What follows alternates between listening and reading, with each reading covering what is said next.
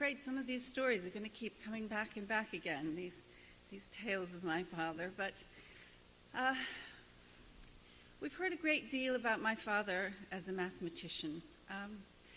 And while my mother instilled in us from a very early age a respect for my father's achievements, of which she was very proud, that really had very little impact on me and my view of my father. Sometimes we played with the Fields Medal when we were playing shops.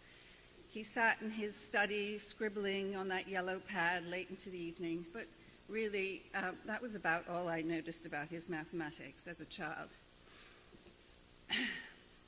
I loved and adored my father.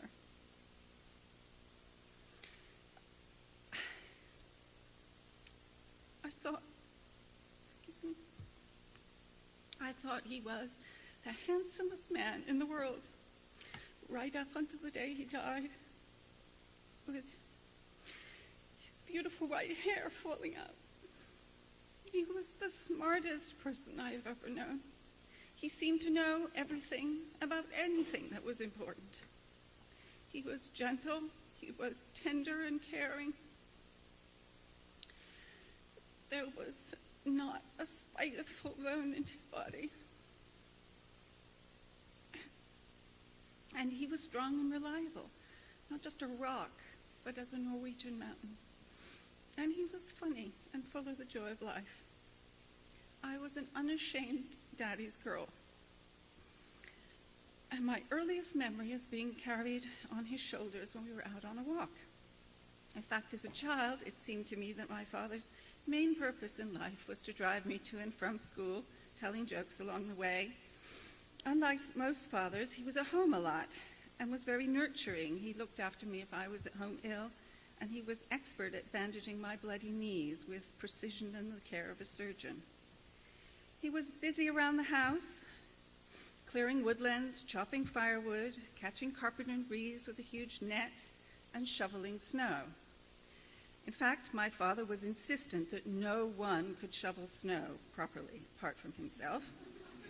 And even at the age of 85, he would gleefully report that he had been up on the roof sweeping off the snow, despite being begged not to do so by Mickey or the rest of us.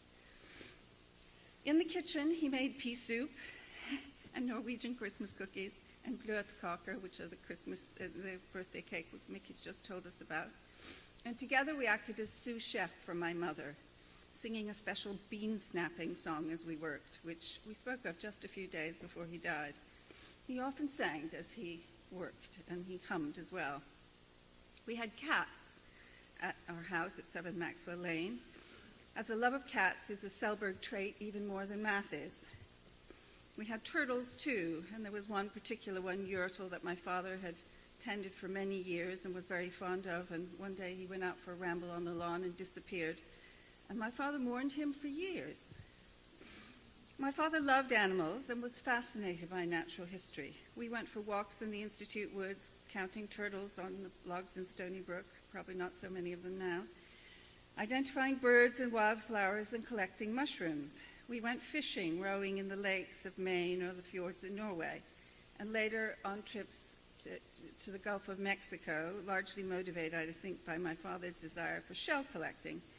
And indeed, one of his proudest achievements was finding that rare golden olive, which Lars was there to witness. Trips to Norway were an important part of our life. My father loved everything about the land where he was born, the landscape, the food, and above all, his family. And while, as you know, he was in many ways a very modest man and certainly didn't like to be made a fuss of, he was very proud of his honor from the King of Norway. I loved getting my father to talk about his boyhood and that large family which I envied. The boy he described was so unlike the father I knew. He was mischievous, hot-tempered, and he got into fights at school. One day he played truant to go ski jumping and had a dangerous fall, which he almost broke his leg with. And then he took that as a warning not to play truant again. I also love the story about the cutting of the legs of his brother Ole's rocking horse that we've now heard of twice. But for those of you who haven't heard it, here in short, Ole, who was 2 years older than my father, had been given a rocking horse as a consolation present when my father, as the baby, had accompanied his parents on a trip to Bergen. But obviously my father thought that the rocking horse was better than the trip to Bergen and was very jealous, and he threatened to cut off its legs. And one day he actually did so. I couldn't believe how incredibly naughty he could be, and nobody has told really what the punishment was either. As a boy, my father's curiosity about the natural world was already evident. He had a passion for making explosives. One time, he left another boy in charge of a concoction heating over a fire while he had to go home for dinner. And apparently the boy didn't follow my father's instructions, and the whole hut blew up. In another less disastrous experiment, he took a chicken's egg, climbed high up into a tree, and placed it into a crow's nest to see what would happen. And the chick that hatched was black, and then he drew his own conclusions from that. As I grew up, he told me stories of trolls and princesses and giant bears, and he read to me from the huge book of Norsk Eventyr, or fairy tales, with its wonderful illustrations. A gift from his parents. He did this with Lars too, frequently falling asleep during story time while Lars was still all too awake. Our father loved reading, especially myths and heroic adventures, whether they were Norse sagas, the fantasies of C.S. Lewis, Tolkien, and later Philip Pullman and Harry Potter. He introduced me to poetry, A. Milne and T.S. Eliot's Opossum's Book of Cats, and then later The Wasteland and Ezra Pound. And one of my great pleasures was to find him new books, which he would enjoy and we could discuss. In the years after I left home, it was our shared enthusiasm for natural history, books, and his grandchildren, which formed the currency of our relationship. He loved his 4 grandchildren and was incredibly generous and interested in their education and development. He wasn't naturally outgoing and had to be lured out of his shell, a bit like a tortoise, but then he was full of amusing stories, dreadful puns, and a wicked sense of humor, which they will always remember. He could be, at times, exasperating, with his stubborn streak and an absolutism about opinions, usually about small things like food. Mayonnaise, salad dressing, blue cheese, and gazpacho were all things to be reviled. He could sometimes lose his temper. Only a few years ago, when I was visiting Princeton and had been out to dinner with my friend Connie and came home almost at midnight to find my irate father pacing up and down in the front hall, scolding me for being out so late and so irresponsible. And I was over 50, but he was still the protective, worried parent. When my mother died, very suddenly in 1995, we were all devastated. My father loved and respected my mother very much, and she was the center of his universe. According to both my parents, it was love at first sight, when they saw each other on a train platform in Trondheim in 1947, where both had come for Easter vacation. A whirlwind romance ensued. They were married and on their way to Princeton within 4 months. The romance didn't fade, and for me, the most moving sight was just to see them walking hand in hand, still very much in love. After my mother's death, my father and I spoke a lot on the phone, and we made annual pilgrimages to visit my mother's sister in Budapest, where we wandered the streets, browsing the antique shops and the museums, eating the rich and delicious Hungarian meals, accompanied by gypsy orchestras that played the music that my father remembered from his youth. For my father's 80th birthday, Lars and I gave him a trip to Galapagos, which as an avid naturalist he'd always wanted to visit. It was a surprise present planned by the whole family. On his birthday in June, my daughter Maya presented him with a wonderful ticket she'd made, and then in August, my father Lars and I set off for Ecuador and Galapagos. It was a fascinating experience and a very special one because we were there to share it with my father. He relished every minute of it, hiking and snorkeling with the rest of us, observing for himself all the things that he'd read about in Darwin. And in the evening, when the rest of the group collapsed at 8 p.m. and crawled into bed, he sat in the ship's lounge with a large gin and tonic reading. His stamina was amazing. I spent the last 4 weeks of his life with him here in Princeton at Merwick in the hospital most days. After arriving at Merwick, a string of social workers, therapists, and such arrived one after another, all asking what he thought were clearly ridiculous questions. He answered politely with a twinkle in his eye and asked me after each one, how had he done? Finally, a young lady in charge of the hospital's recreation activities arrived, trying to interest my father in bingo and so forth. she had a questionnaire, and she asked him questions such as, do you have a high school diploma? And have you ever been to college? Which he answered in good humor. And finally she said, what religion are you? And my father replied with conviction, I am Norwegian.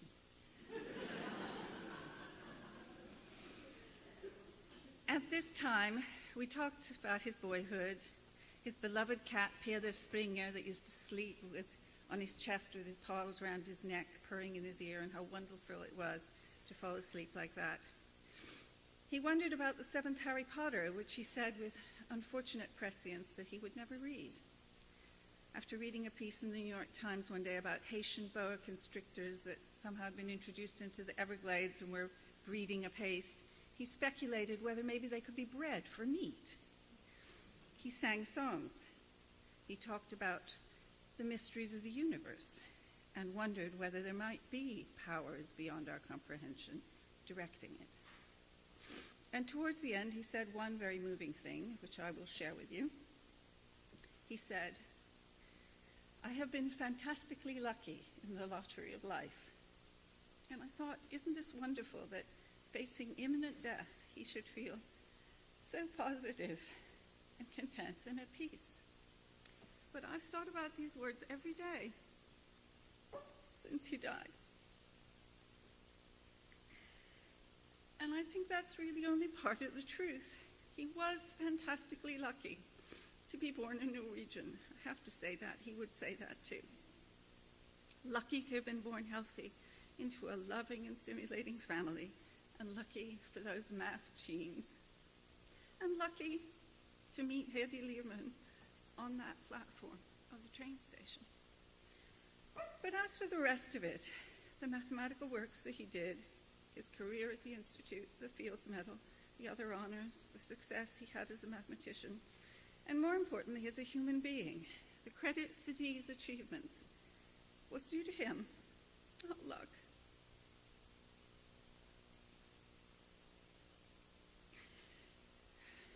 His hard work, his strong principles, his patience, his wonderful sense of humor, his generosity to colleagues and friends and family.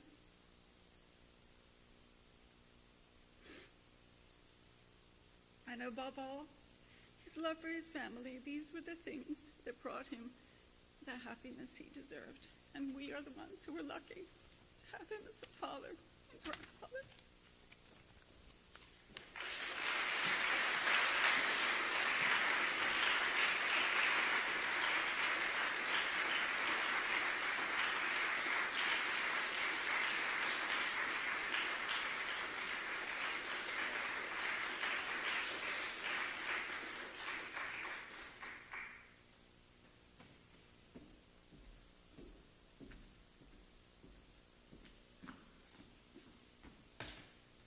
Indulge me for a moment, please.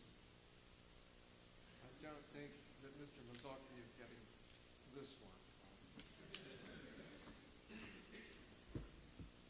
I have to lighten things up a little bit, or I'm not going to make it through. For those of you who don't know me, my name is Lars Selberg. For those of you who know me but wouldn't have recognized me without my saying that, well, figure that I probably won't recognize you either, so if we're going to talk later, please give me the benefit of an introduction. And I'm afraid I'm not off book. I've got my notes here. Gosh, I would really like to thank everybody who's spoken. It's been just an amazing experience listening to everyone, and I'm going to try to take a running start because otherwise I'm not going to go through. I suppose it would be a little too obvious to say that my father was a remarkable man. I mean, everybody here knows that, but I think it's kind of like the story of the 5 blind men and the elephant. We all felt different things, and we all touched different parts of him. So I'd like to ramble on a little bit about what was so remarkable to me. I could talk about the things that I learned from him, making sewing repairs to my clothes, respect for people, staining the house, waterproofing the bricks, the natural world around us, and so on. I could talk about his steadfast support for my pursuing my interests, helping me pay for the organ that I bought in high school, agreeing to tutor me in calculus one summer, underwriting the expenses when I rebuilt the engine of our Volkswagen, and then making a permanent loan of his car when that rebuild didn't work out so well. And also for the generosity that he continually bestowed upon me and my family all the way up until his death, assisting with things like school tuitions and the like. It was just phenomenal. But I really want to start by recalling a conversation that we had last August at 7 Maxwell Lane in his final days. Papa said to me, "You have always meant everything to me." And I believe that he meant that for all of us in his family, past and present. And it would probably be too easy to say that I met my father at an early age, so let me rather say that my earliest memory of my father, the earliest one to which I can put a date, was of him pulling my leg. My father's sense of humor was distinctive. A lot of people have already commented on it, both on at this podium and speaking with people yesterday and today. It was something that people remembered. It tended to be leg pulling, as I said, it was one thing that was there. Word play, he loved. His humor also tended to be self-deprecating. And in fact, last August, when I was talking about people remembering it, when the word of my father's death spread through my class, my graduating class from PDS, there was an email sent in which a friend from those days said, "I have very nice memories of him, his unassuming and gentle manner and painful puns." This coming probably almost 40 years after they last met, so it truly was memorable. Puns, double entendres. Papa loved to make jokes that were clever, that turned on a word or a phrase, led you down one path while the punchline lay on another. Sometimes his humor ran onto more elaborate contrivances, masquerading as fact. And these were sometimes a little tough for him to pull off because he really enjoyed his humor and he had difficulty keeping a straight face as he was anticipating the punchline he was going to deliver. So I didn't understand it really at the time, but this is where I found myself. It was my 3rd birthday, and I was quite gullible, and my father was pulling my leg. It must have been late in the day. I had received my birthday presents, and we had already done much celebrating, as well as I can remember from the time. But Papa was telling me that I wouldn't really be 3 years old until I had received this one particular present from him. Now, there I was, primed by my family that I was turning 3, and how wonderful is that for someone of that age? And my father takes that prize and pulls it back and holds it sort of tantalizingly out of reach. It's absolutely beyond me as to why he would have risked winding up a toddler like that late in the afternoon, but he did. I didn't have much patience then. It's questionable as to how much I have now. But my father set a great example for patience. He had a lot, most of the time. My father's name, Atle, is not unusual in Norway, but in the United States, it always seemed to me a bit of a stumbling block. Few people pronounced it correctly, and I'm not saying that because I want to make anybody here feel self-conscious about it. It's just, that's what it was. And he often had to spell it for people. Now, some people are precious or defensive about names. Growing up in Princeton in the 1960s, my name was just enough out of the mainstream that people mispronounced it or misspelled it. And when I was little, my patients sometimes wore thin with this. But here was my father, with a name even further from the mainstream, who never really showed any impatience, annoyance, anything like that. He always took it in stride. It took a while, but eventually I did notice. There were times when my father lost his patience. It didn't happen so easily, but he was very firm in his convictions. So when he did lose his patience, there was a sense of finality, and I think some people have referred to this, and I use this hand gesture very deliberately. There was a sense of finality and sometimes even a fierceness to it, and perhaps that was my privilege to see as a child and not a colleague. It was not something you wanted to be on the receiving end of, which is where I found myself once, or more than once. I have to say that if there was a common theme to most of the times that my father lost his patience with me, it related to the prickly relationship between my mother and me when I was in my teens. Advice to children about parents usually starts with divide and conquer. Well, I had no hope there. My parents presented a seamlessly unified front. Oh, sure, one of them might moderate a hardline parental policy, but there was no dividing. My father's devotion to my mother was exceptional, and it was only exceeded by her devotion to him. It was there in front of my face, but as a child I couldn't appreciate it for what it was. It took years before I really understood how strong their commitment was, first and foremost to each other, and then as the foundation for their commitment to our family. The time that sticks in my mind, though, of my father's ire did not have to do with my mother. Now, the image that stays with me is that he and I were standing on the cellar steps. He had been trying to get me to clean up the cellar or the steps or something like that. At the time, I was a pretty self-absorbed adolescent and didn't have much interest in doing this task. And he started to get steamed about the mediocre job I was doing. I continued my sullen behavior, and then he hit his limits. He shouted something about the lousy job I was doing, and we went back and forth. I started to cry and shot out with, "You treat me like I'm a janitor." "What makes you think you're as good as a janitor?" he shot back. Ha! Well, that pulled me up short.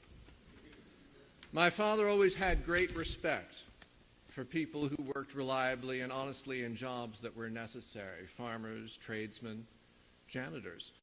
He liked physical labor himself, taking down trees, cutting firewood, shoveling the driveway. Note that Ingrid has got all these same things in what she spoke about. More than one mathematician had been conscripted over the years in assisting my father's tree surgery at the house. In 2002, when Mickey and my father came to visit us in Maine, there was a 3-family project for clearing underbrush. My father joined us, working shirtless in the August sun, cutting the alders and pulling out Asiatic bittersweet. It was something that impressed everybody who saw him at the time. Even the things my father would talk about unprompted from the war were things like holding the horse's hooves while the blacksmith reshod the horse, or carrying 100-kilo sacks. And I don't remember what they were of, but I hope it wasn't gunpowder.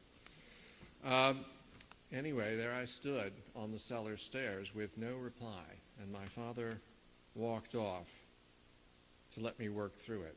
It was a revelation. Now, Ingrid has mentioned that my father had a strong interest in the natural world. There is a family anecdote of my father as a boy coming across a colony of ants while walking to school. As the story goes, he stopped to watch their activities and became so absorbed that only some hours later did he continue on his way to school.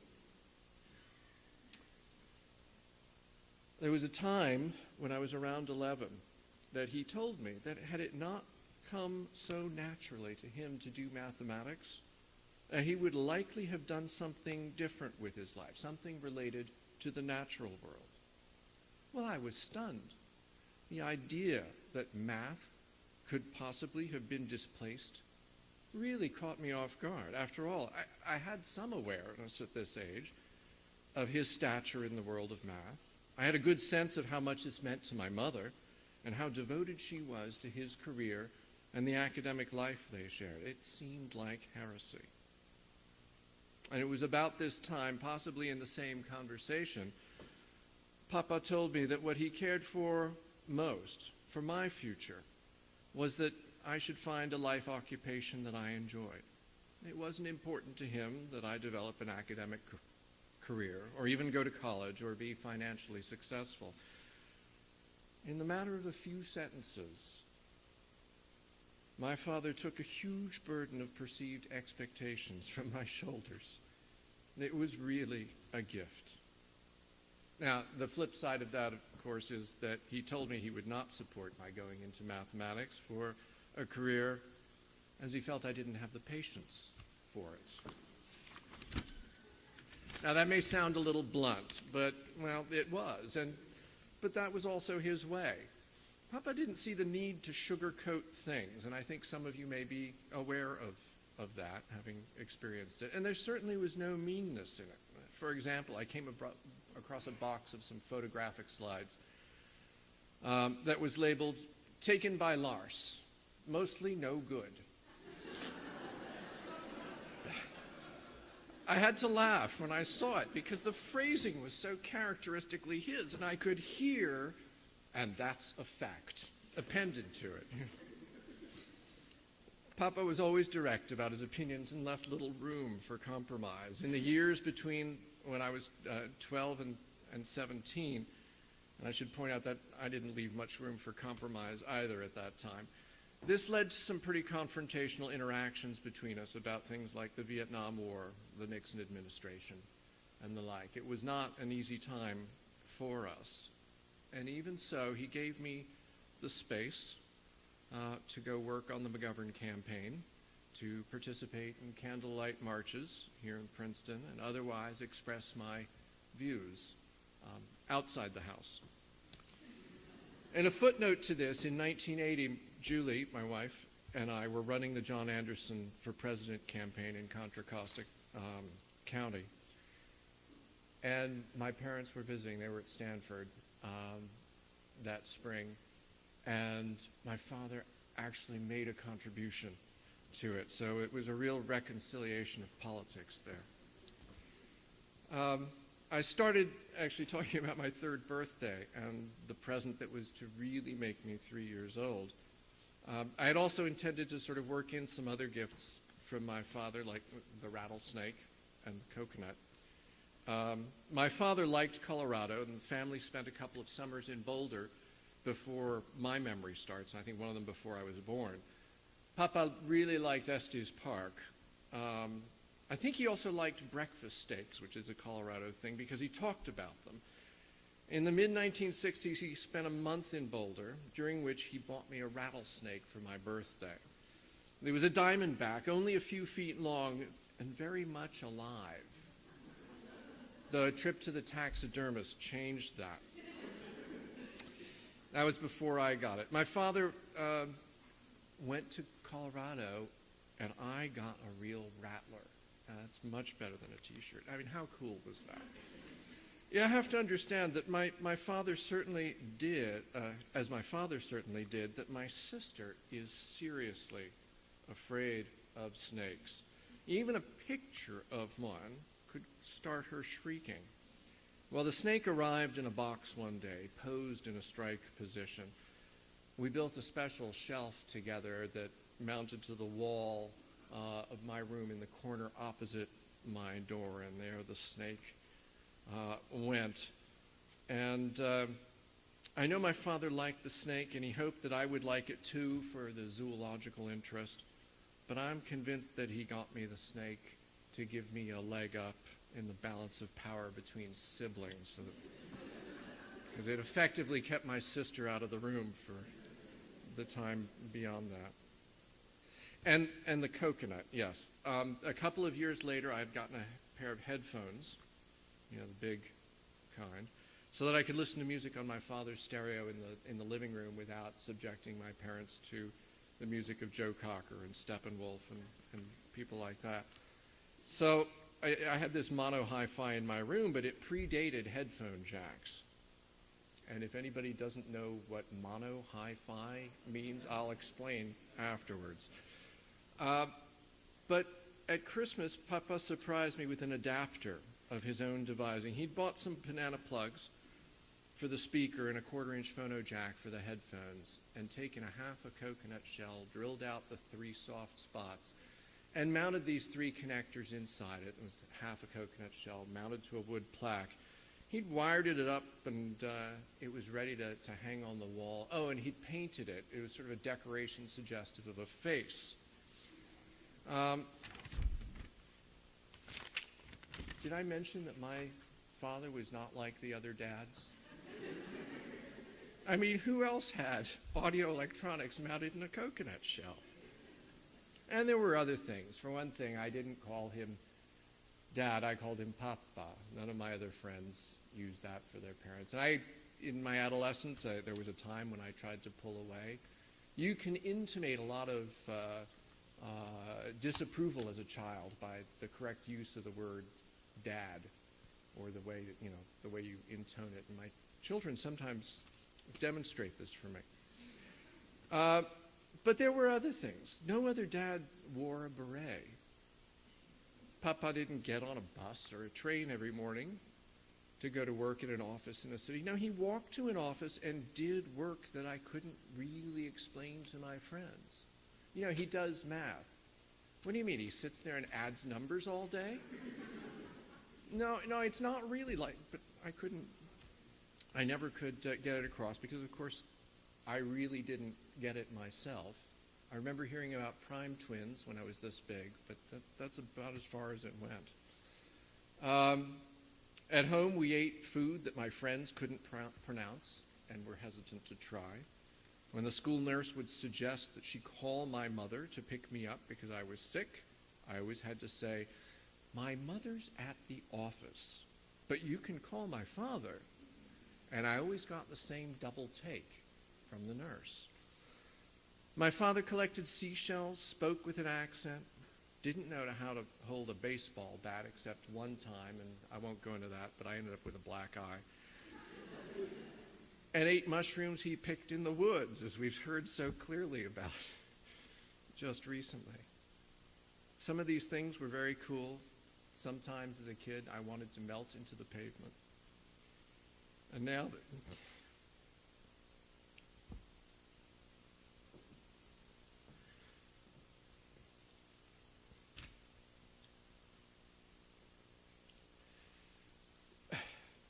they're all aspects of a remarkable man.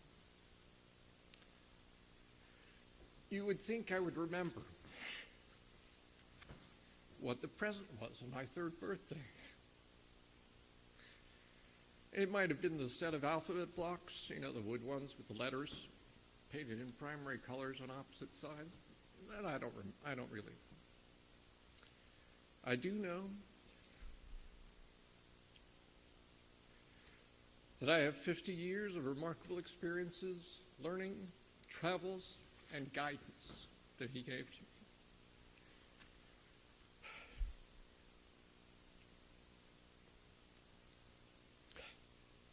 It would be too easy for me to say that I loved and respected my father. In the last week of his life, we found that I could say this to him, and he could say the same to me.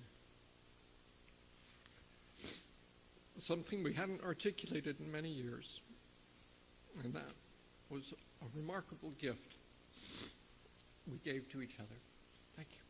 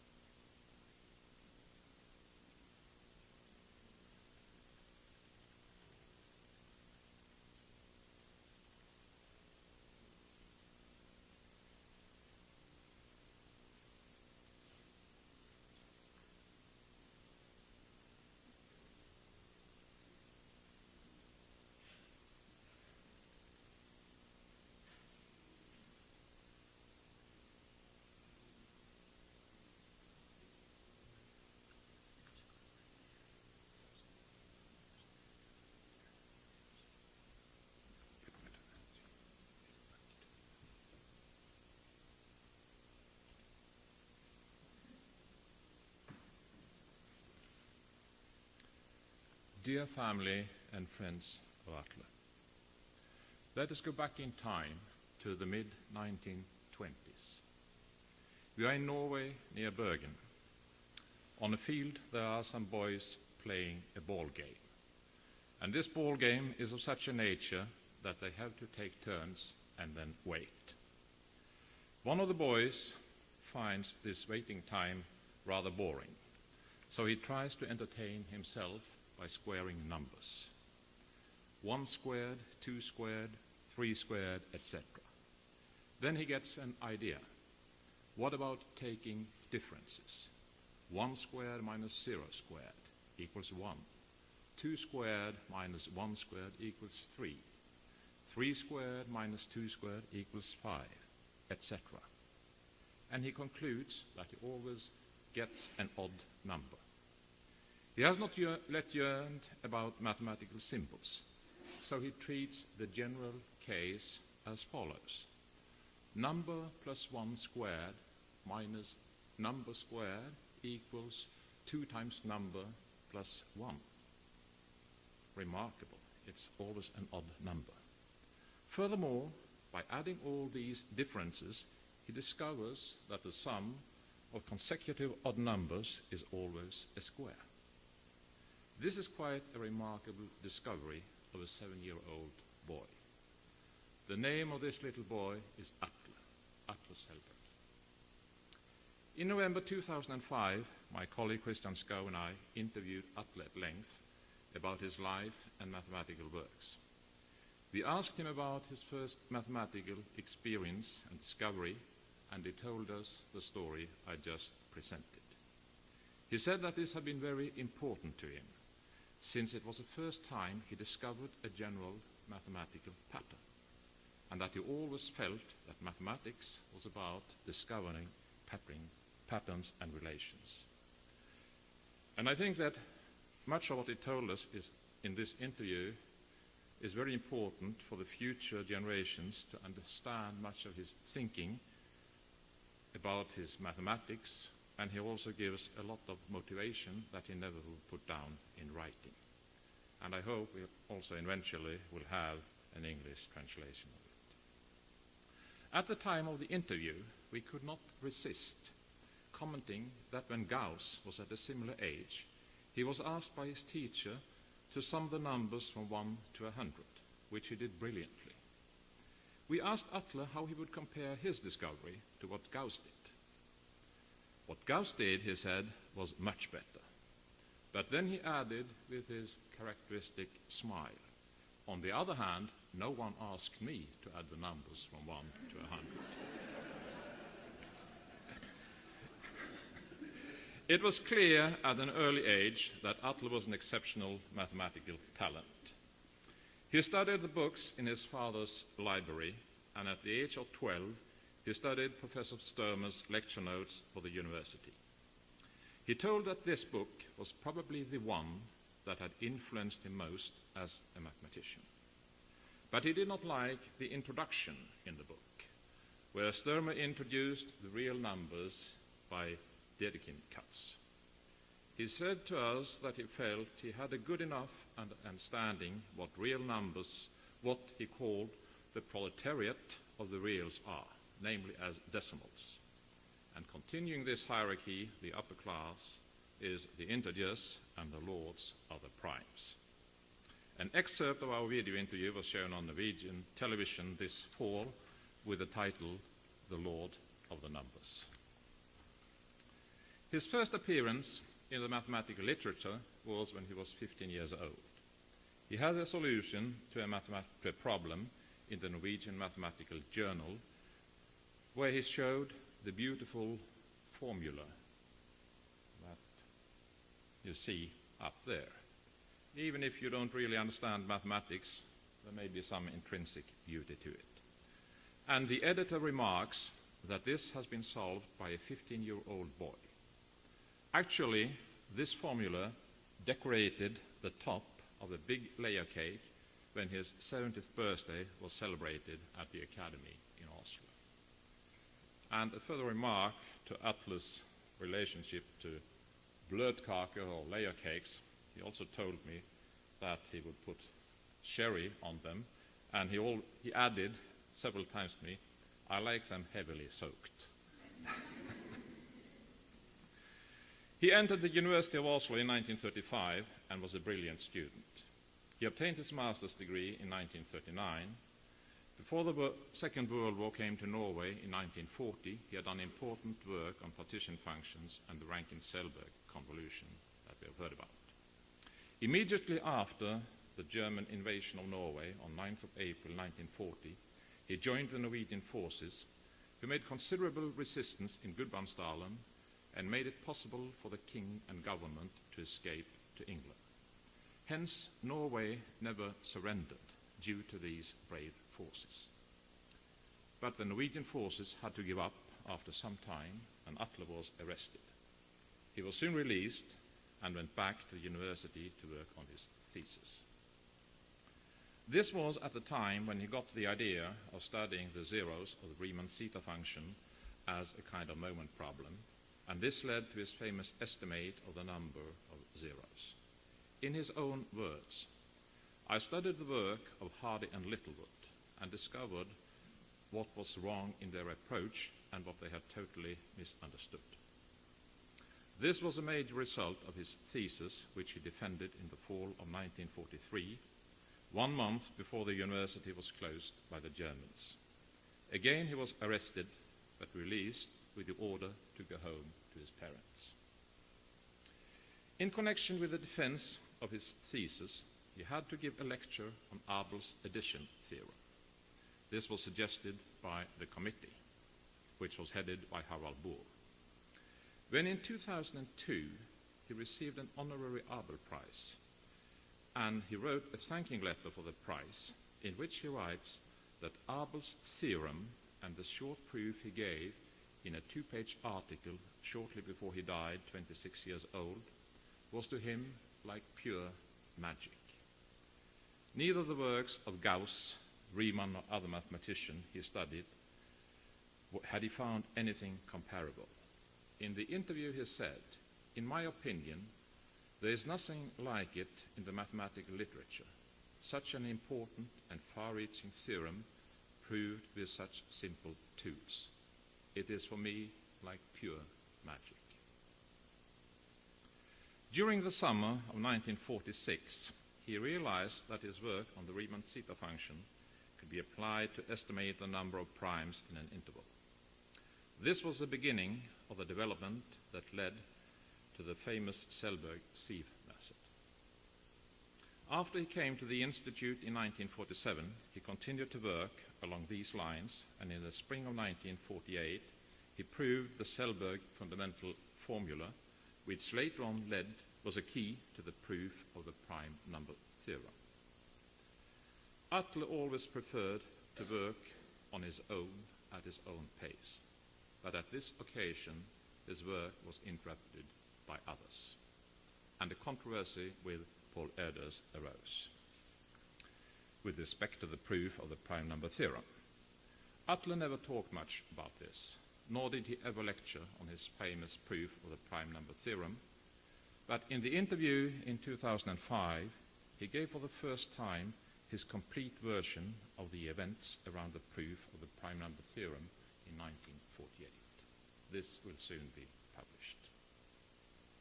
In 1950, he received the Fields Medal. It was at this time he came across a paper by Hans Maas on differential operators, and he realized that he could use some of the ideas related to his master's thesis in this connection. Typically, he remarks, "I was more inspired by what Maas did not do than what he had done." This was the beginning of his work that led to his famous trace formula. For the rest of his life, he continued to work on his favorite subjects, sieve methods, zeta functions, and the trace formula. From time to time, he was seriously working on the Riemann hypothesis. At the time of his thesis, there was not much numerical evidence in favor of it, but Atle said he never doubted that it was true. Once he said to me, "Nils, remember, many things in our universe are wrong, but if anything at all is correct, it has to be the Riemann hypothesis. After a lecture in Trondheim in the 80s, he gave a list of problems he felt were important. I asked him then that if the good Lord would offer him a solution to one of them, which one would he choose? Without any doubt, the Riemann hypothesis, he said. But I would not like to have a complete solution, but a small clue would be nice. I met Atle for the first time in 1972 when I came to the Institute as a young member. We soon became very good friends, and for the rest of their lives, both Vivian and I had a very close relationship to both Hedi and Atle, and also later to Mickey. And we also had many visits of him in Trondheim, and after a few visits, I think he always expected to come for dinner and get his favorite Norwegian fish, namely halibut.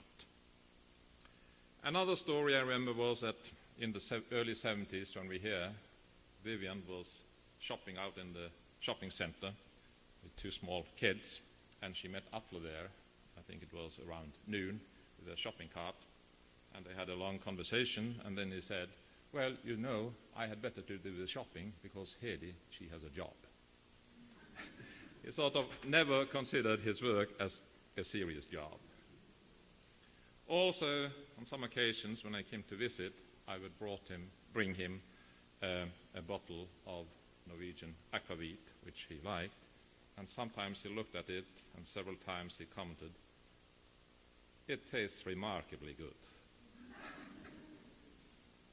I discussed all kinds of subjects with Atle, and in mathematics it was an advantage for me to be in a different field, since then he would explain his thoughts in a more elementary way.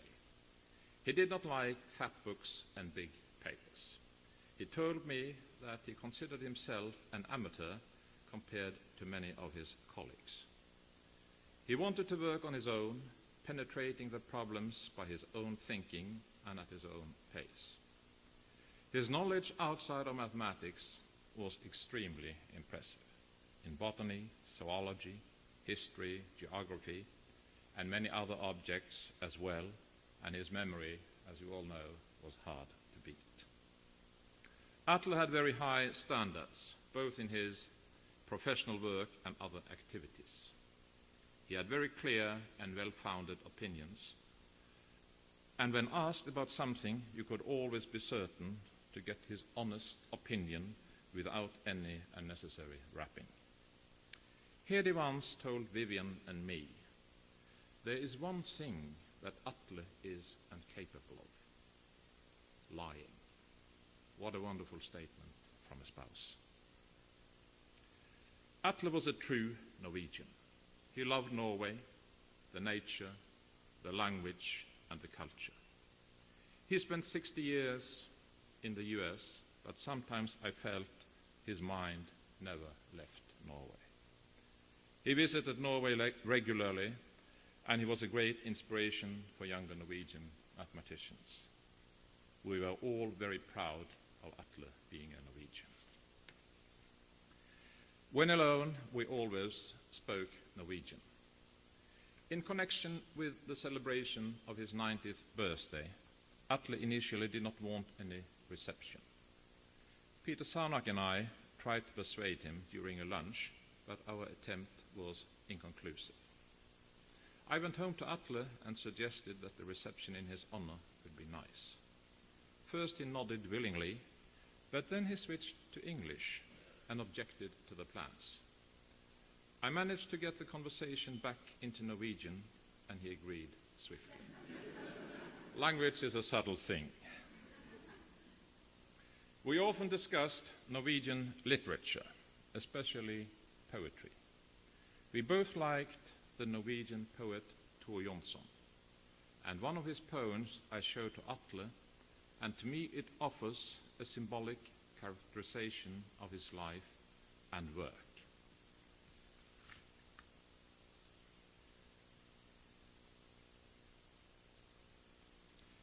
I think it would be in Atle's spirit to present it in Norwegian. To the left, but to the right I offer a non-poetic translation in English. Å dikte å være det vesle som en vart, og slippe hvite fugler ut i nattesvart. Å leve å være det store som en og stå i enslig undring og høre fugler flyge inn for ukjent vær. Atle was indeed a lonely wanderer and a great human being. With Atle gone, the world has lost one of its greatest mathematicians. Norway, one of her greatest sons, and we have all lost a good and dear friend. But his spirit and work will continue to live among us and generations to come.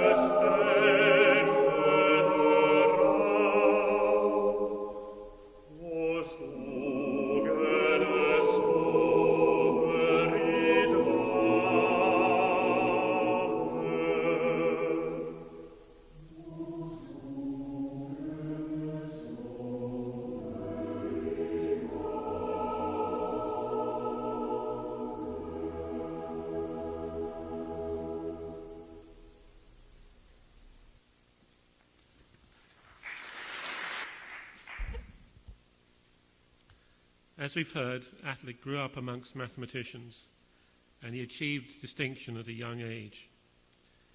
When he first came to the Institute as a member 60 years and more ago in 1947, Frank Adelot was then just retiring as director.